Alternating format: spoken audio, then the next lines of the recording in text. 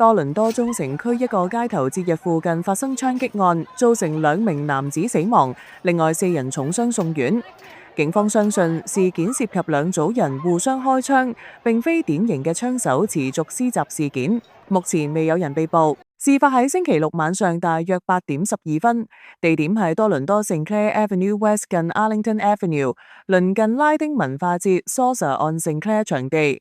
警方以及救護人員接報到場，發現多人中槍，1名男子當場死亡，另1名男子送院後不治，另外4人傷勢嚴重。警方估計當時大約有13000人參加節日活動。多倫多警隊副局長 Frank Barreto 表示，警方最初未能夠確定事件性質，一度警告可能有槍手持續施襲，其後證實事件涉及2組人互相開槍，並非針對節日參加者。警方正調查3個案發現場，並檢獲2支槍，但係暫時未能確定涉案各人嘅身份以及角色，亦都未有交代死傷者之中係咪包括涉案人士。目前未有人被拘捕。副局長表示，呢一次互相開火行徑公然而且卑劣，對公眾構成嘅危險完全唔能夠接受。Salsa on Sinclair 係加拿大最大型拉丁街頭文化節，呢個活動今年踏入第22年，原定星期六以及星期日1連2日舉行，設有表演以及街頭美食攤位。槍擊發生喺活動首晚，事發後大批參加者四散逃生。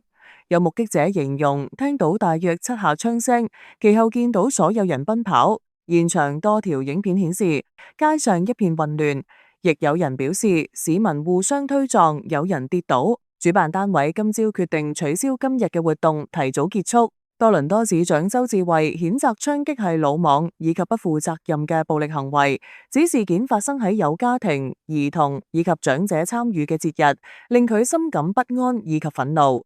安省省長杜格福特表示，對暴力事件深感痛心，慰問死傷者以及家屬，並且感謝多倫多警方以及救援人員。總理卡尼亦都表示對槍擊感到震驚，全力支持警方將涉案人士繩之於法。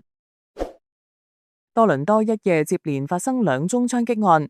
多倫多警方表示，星期日凌晨大約3點半接報，指多倫多湖濱 Paulson Street 同埋 Cherry Street 一帶發生槍擊。警員趕到現場之後，發現5人受傷，其中3人中槍，其中1人有生命危險，隨即將佢哋送院。警方同時喺現場拘捕5人。警方派出大批警員前往現場，目前正調查案件，未有交代更多詳情。歡迎大家喺留言區講下你對今日新聞嘅睇法，仲有記得俾 like 同埋分享俾朋友啊！